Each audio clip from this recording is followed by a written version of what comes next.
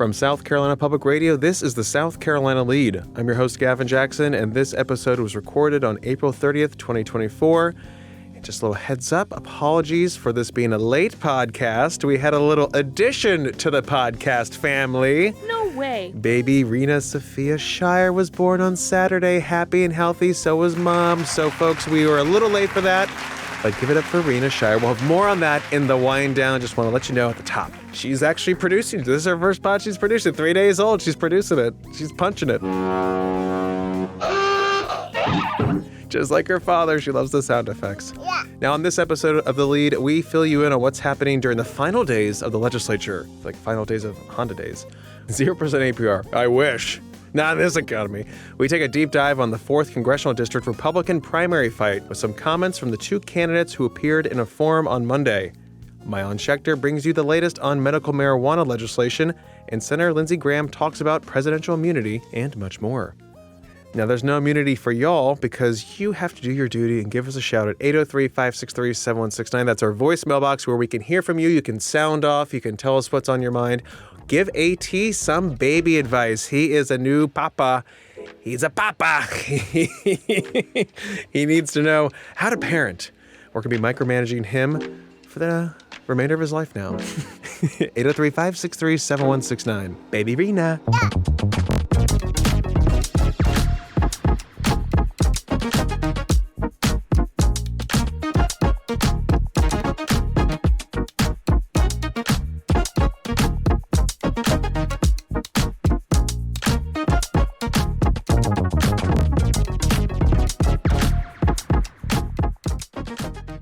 There are 5 legislative days left in session, folks, which is why there are several major bills moving through committees this week with hopes that they'll make it through the State House by sine die, which is when session ends May 9th at 5 o'clock.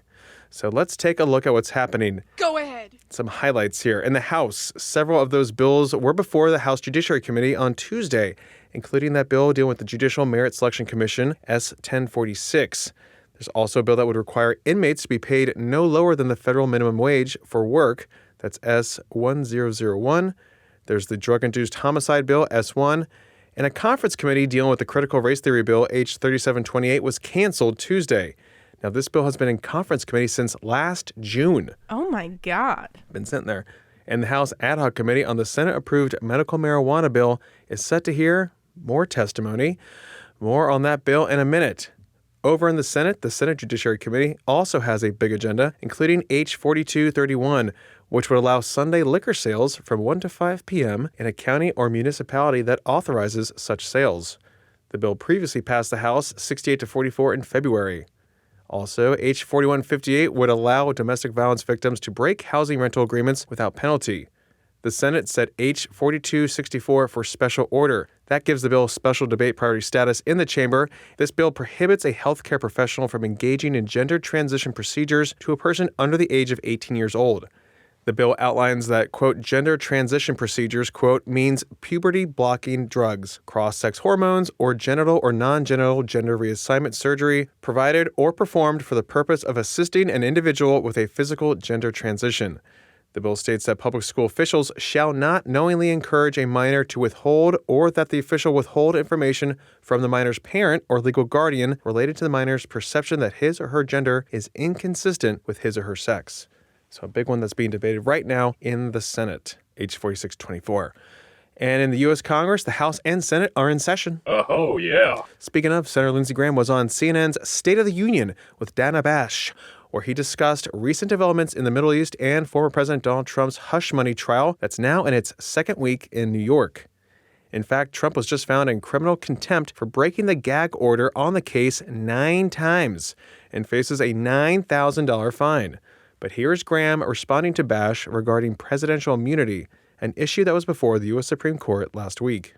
I think the court's going to find that presidential immunity exists for President Trump like every other president, but you got to be within the scope of being president. I think they'll send it back to the lower courts to find out exactly what actions fall within presidential immunity and what are considered personal. I think that's the way this will end. It will be some immunity for some of the actions. So it sounds to me like you're saying that that scenario does not justify immunity, that kind of scenario, an attempted coup, that there should be some immunity. There's no absolute, well, there will be immunity. There's no absolute immunity in the Constitution. It will be a legal analysis. You know, the president needs to be protected. You know, we don't become a banana republic here. We prosecute, our political opponents, which is going on really in many jurisdictions. But I think the immunity question will be decided partially for Trump and some legal, some factual analysis as to when and where it applies. You said that it's likely to go back to a lower court, which seems to certainly be what people are thinking, watching and listening to what the justices were saying. That certainly means it's more likely that the American people won't know how this is going to sort of end before they go to the polls. Does that worry you? Should they know? They know. Yeah. No, not at all. No. Why don't you ask me, if he's convicted in any of these trials, would it change my view? No. I think all these trials are political. I think it's selective prosecution. I think what's going on in New York is an outrage. The case is 8 years ago. They created a crime just for Trump. I think it's selective prosecution for political purposes. I think the Jack Smith trial is selective prosecution. They didn't go after Clinton. They didn't go after Biden on classified information breaches. So I think most Americans are not going to decide how to vote based on Trump's legal troubles, but the troubles they face, inflation, crime, a broken border. Your poll tells me everything I need to know about these legal problems of Trump. People are looking at their problems, not Trump's legal problems. On Monday at the Poinsett Club in Greenville, #YellaAtGreenville, the two Republicans running in the 4th Congressional District Republican primary, the forum between incumbent Congressman William Timmons and State Representative Adam Morgan, was hosted by the Greenville County Republican Women's Club. Congressman Timmons is running for his 4th term. He previously was in the state Senate representing the Greenville area, which encompasses the 4th District as well as Spartanburg. First elected in 2018 to Congress after winning a runoff following a 12-person primary to replace retiring Representative Trey Gowdy. Timmons defeated former state Senator Lee Bright in that runoff, and there are echoes of that race here again in the conservative upstate district. He also beat off challenges from his right in 2022. Now Timmons faces Representative Morgan, who is the leader of the hard-right House Freedom Caucus in the State House. But Timmons has something Morgan doesn't, which is the key endorsement of Trump. However, Morgan says that despite Timmons' strong conservative voting record and endorsements, he isn't fighting as hard for conservatives in the district, something that Timmons denies, and he explained why he wasn't part of the Freedom Caucus in the U.S. House. You'll hear Timmons first and then Adam Morgan. Rena, cue the clip. Again, I have one of the most conservative voting records in Congress. I actually have a more conservative voting record than many members in the Freedom Caucus, and I'm friends with almost all of them. I'm endorsed by Marjorie Taylor Greene's not in the Freedom Caucus anymore. But Mark Green, the chairman of Homeland Security, Ben Klein from Virginia, Byron Donalds. I have a lot of friends in the Freedom Caucus, and we work together on anything that we agree on. And I found that my ability to be effective, to get bills signed into law in the minority, in divided government, is contingent on me being able to vote however I think that y'all want me to vote. The rules of the Freedom Caucus say if 75% agree on one direction, the other 25 have to go along with it. Now, that has not been enforced multiple times in Congress, but, I'm telling you right now, I will vote however I think my constituents vote. That's people. So, no, I have not joined the Freedom Caucus. Yes, I vote right. I will continue to vote right. I don't want to just be there trying to, maneuver behind the scenes. I want to lead the conservative movement.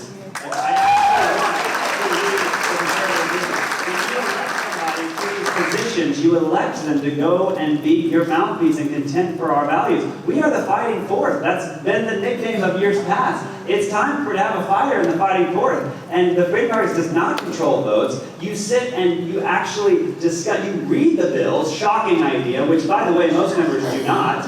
You sit around for hours and strategize and discuss, how do we move conservative issues? What's the messaging on this? How do we get the public engaged? Like, it's an intense process to be a part of this group. but it's the best thing that has happened to the Republican Party and to politics in general. We went from a weak, watered-down Romney era of Republican politics, where we literally had no difference between us and the establishment Democrats, to actually having the bold principles that are absolutely reflective of the Republican Party being championed every single day. In the State House in Columbia, which is why constitutional carry was passed, save women's sports, budget transparency, on, and it's exactly what I'll do in Washington, in the Freedom Caucus and the Family Caucus. Timmons sits on the Committee of Fiscal Oversight and Accountability and Financial Services Committee. In the State House, Morgan sits on Education and Public Works Committee, as well as Legislative Oversight. Timmons reiterated multiple times that the loudest voices in Congress often don't get anything done, whereas he works with people to accomplish his legislative goals for the district. I mean, we agree that I vote right. The issue is tactics. The issue is tactics. My approach to being a legislator has gotten results. I've passed 4 bills. I've passed 200 recommendations. I've served my constituents. We're getting results. I am not the loudest voice in the room. I've never had anyone yell at me into changing my mind. I will continue to work hard with anyone on any issue that I agree with. And I am trusted by my colleagues on both sides of the aisle. I'm respected by my colleagues on both sides of the aisle. And my ability to get things done is because of the manner that I operate, because of the tactics. The loudest voices are not going to fix healthcare. The loudest voices are not going to fix debt. The loudest voices are not going to get our country back where it needs to be in the global community. You got to work hard. You got to get results. And I will continue to do that. I have done that. My record shows that. I'm a member of the Family Caucus, which is also vitally important. I'm a member of the Freedom Caucus. I will join both day one in Congress. The Family Caucus will lead people who organize and strategize in getting the heartbeat bill passed.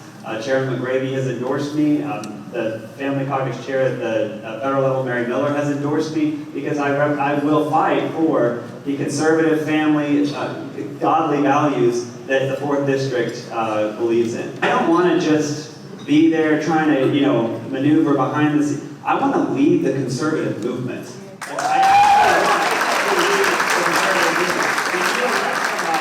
Positions, you elect them to go and be your mouthpiece and contend for our values. We are the fighting fourth. That's been the nickname of years past. It's time to have a fighter in the fighting fourth. The forum was moderated by the Greenville County Women's Republican Club and insisted on decorum throughout the event. And there was plenty of it. Love to see it. However, the more awkward part of the forum happened in the latter half of the hour, when Timmons was asked about his failed marriage due to an alleged extramarital affair with the wife of a local developer, Ron Rawlis. You may remember in the summer of 2022 that Rawlis painted a former local church all pink as a nod to the pink trap house in Midtown Atlanta that rapper 2 Chainz painted to promote his 2017 record, Pretty Girls Like Trap Music. Everyone knows that. Rawlis was in attendance at this forum event, though. Oh, my God. But like I said, there was decorum. Now, all that being said, here's how this question was posed to Timmons, which drew audible whispers from the coiffed chic crowd in the Poinsett Club ballroom. Our 3rd District Congressman Jeff Duncan is likely not running again due to a marital indiscretion. Soon after the 2022 Republican primary, a scandal regarding her marriage and infidelity came to light. Many of us are old enough to remember back in the 90s when the actions of Bill Clinton had the country asking if character was the important issue we should consider when voting. Perhaps especially for Republican women, this comes down to a matter of trust. Congressman Timmons, what factors guide your moral decision-making in your public and private life? I did get divorced last year. Sarah has been one of my best friends for 15 years, and she is still one of my best friends. It is extremely sad that our marriage failed, and it's just sad. So I have worked hard to represent the people of the 4th Congressional District. I've gotten results. I vote right. I talked to Sarah this morning. She wanted to be here. She has depositions. She's fully supporting my re-election. She knows my record better than anyone. So I would say that her continued support of me speaks volumes. Look, it is sad that I'm no longer married, but yeah, that's all I got. Now, you heard that question, but there was no mention about former President Donald Trump, who has been married 3 times, is currently on trial for allegedly paying hush money to adult film actress Stormy Daniels, and having paid the publisher of the National Enquirer to kill other stories of affairs. And he is also having to pay E. Jean Carroll $83.3 million over defaming her for the rape allegations she made against him stemming from a mid-1990s incident. A jury in 2023 did find Trump liable for sexual assault, not rape. Now, Timmons hit back against Morgan on his vote for an amendment that would have jailed women who had abortions due to rape and incest, as well as Morgan missing votes in the State House. Adam likes to take credit for things that he did not do. The conservative majority, supermajority in Columbia, has been responsible for passing constitutional care, for advancing school choice, for doing all of these things that he says that he is responsible for. But that's just not the case. He is on the fringe of issues. He does not vote on them. And he said in his announcement, and he said it in mail or subsequent, and get it for you, that I vote on it. He doesn't vote on it. Whether he meant to vote to imprison rape and incest victims, I don't know. Maybe he's changing his mind now because he did it. I promise you, don't be seeing that. Josiah wrote the bill, and he voted for it. Josiah wrote the amendment, and he voted for it. The people that I get most excited about having the endorsement of, they all live in district, and they're all the local grassroots fighters. And I watched their faces. I watched their faces like the allegation that I've not actually been involved. That me and my group, we haven't actually accomplished any of the conservative stuff. I saw your faces. Because so many of you, some of you, who I don't always agree with, sometimes we go back and but you know what? I show up in district. I show up to people who I get along with, people that I disagree with. We go back and forth. We fight for our values. I show up. I speak up. And South Carolina is better for it. There was so much more to that discussion, and we have the entire video of that forum on youtube.com/South Carolina ETV. And this is part of our commitment to you in bringing as much as we can about the upcoming June 11th primaries.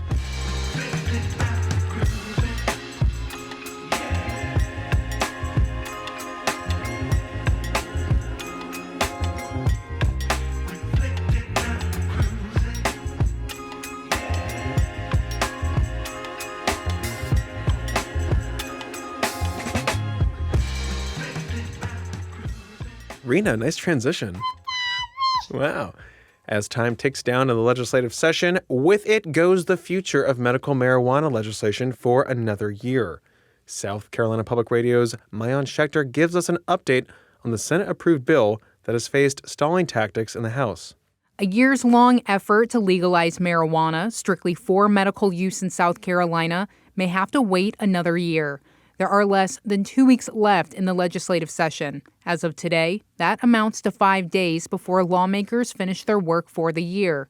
And the bill championed by Republican Senator Tom Davis that passed the Senate earlier this year remains stuck in a House committee. I intentionally, got the Senate to move it up and move it quickly. It got passed out, I think, the first or second week in February, to get it over to them in time. And so they've had over 2 months, and it's just been sitting in committee. And look, that is frustrating. Dubbed the Compassionate Care Act, the bill would only legalize marijuana for use in oils, patches, salves, and vaporizers. It could only be prescribed by a doctor for certain uses. They include cancer, multiple sclerosis, sickle cell anemia, Crohn's disease, neurological diseases or disorders like epilepsy, and post-traumatic stress disorder. Davis, a Beaufort-based senator, has advocated for medical cannabis use for a decade. 2 years ago, the Senate passed Davis's proposal. The House threw it out on a technicality. So like in past years, Davis tightened the bill to appease wary colleagues. South Carolina is a more conservative state than California and New York and Illinois. And so I don't make any apologies for the fact that this is a very conservative, tightly regulated bill. Davis's colleagues aren't the only group the senators had to appease. Most in law enforcement vocally oppose it, particularly State Law Enforcement Division Chief Mark Keel. I've heard some people say, well, Chief, we got it in 33 other states, so what's the difference? Well, we're learning what's happening in these 33 other states. We don't have to be like them. South Carolina is different. That's why people are moving here. It's why industry's coming here. Keel testified last week at a House ad hoc committee. In addition to his own warnings about the bill, Keel told lawmakers he might be willing to pull his opposition on one condition. The day that FDA approves it, you'll never see me on downtown again. I'll never be before another committee. There's no way to say when the U.S. Food and Drug Administration might ever approve marijuana for medical use. But yesterday, the Associated Press reported that the Drug Enforcement Administration plans to reclassify marijuana as a less dangerous drug. It's a huge policy shift that is sure to motivate proponents, supporters like Jeff Moore, the former 32-year director of the State Sheriff's Association. It gave him a relief from the nightmares, the grief, the constant tears, and gave him a chance to put his life back together. That's Moore telling lawmakers last week about his son, a high school dropout who joined the Army at 18 and was deployed to Iraq.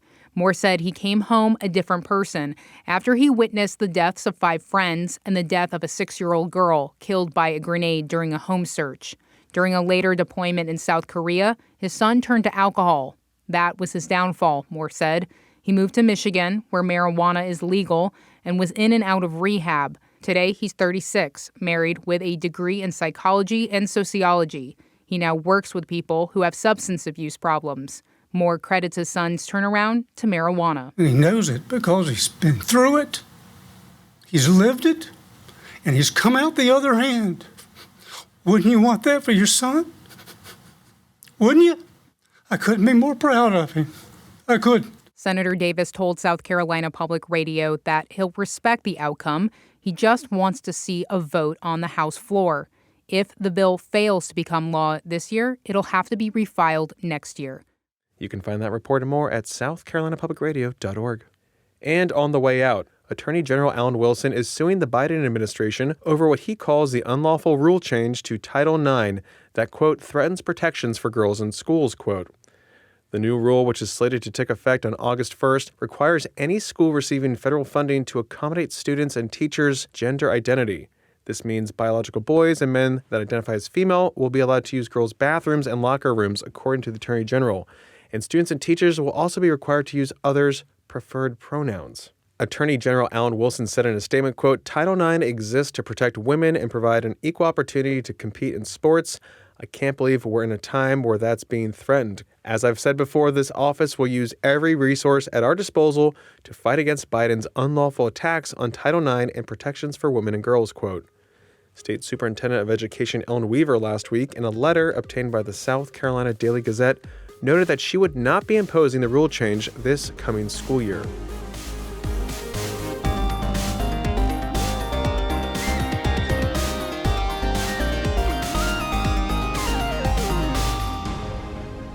Welcome to the wind down section, our little break from the news. We're glad you're here. A.T. Shire, producer of the Lead Podcast. I'm glad you're here. Thank you so much. Especially because of the new baby that's here. The baby, yes. Baby Rena. Baby Rena, Sophia Shire. Gavin revealed it. No bleeps at the beginning of the show. It's the first time. I wanted to wait till she was here to really do the unveiling, you know? If you will, yes. We're very happy. Mother, baby, increasingly healthy, probably dangerously so.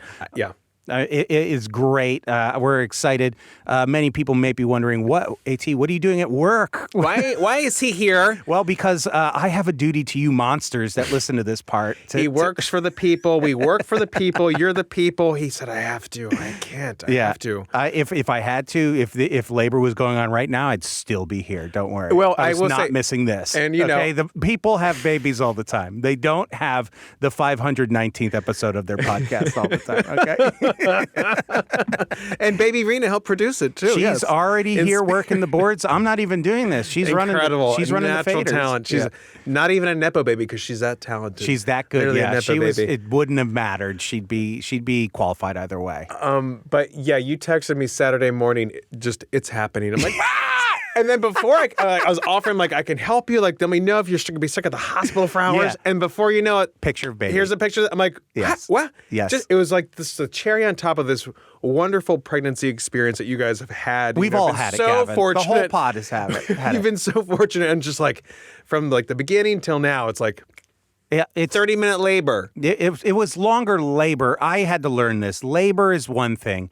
It was 30 minutes of pushing, which sometimes that takes hours and hours and hours of the contractions. But yeah, I mean, we were in and the baby, she was there. Like, she was ready to come. Caitlin is just all about efficiency. She is. In all facets of the life. No one is surprised that Caitlin had the most efficient delivery of all time. You know, all of her employees at Craft and Draft have made jokes about it at this point. Like, it truly was. It was amazing. I did some things I wish I never have to do again, you know. Like cut the umbilical cord? Cutting the cord. I didn't like that. Why was it so? Was it just weird, like cringy, like this little thing coming out of your wife attached to your baby? They asked me and I said no twice. And then they literally grabbed my hand, put the shears in them, okay? Shears, and then I shears. snipped through it.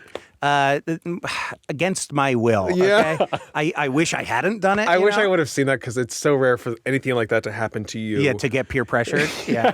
I really didn't well, like you know, it. because once you said it's happening, I rushed to the hospital. Gavin showed up 20 minutes later with his own shears. I had a microphone and the recorder. I'm like, I'm here, Kaylin. I'm here to do the podcast from the delivery room. I was briskly turned away. Yeah, it wasn't right what they did. I said, give him a bracelet. Let him in here. He's family. What's HIPAA? What does HIPAA mean? Yeah, it's not real. Okay, we don't believe in that. But what an experience! This is the beginning of just so many more experiences for you. Yes, we're all going to be here with you. Like Gavin solicited at the top, if anyone has rearing advice, child rearing advice, please lay it on me. I love getting told what I'm doing wrong, what I'm doing right. I don't take it personally, truly. And I was lucky because I was out walking yesterday. Gavin, first one to see. And I was like, hey, I'm walking by the house. Can I pop in and I really just wanted a beer because it's so hot outside. Yeah.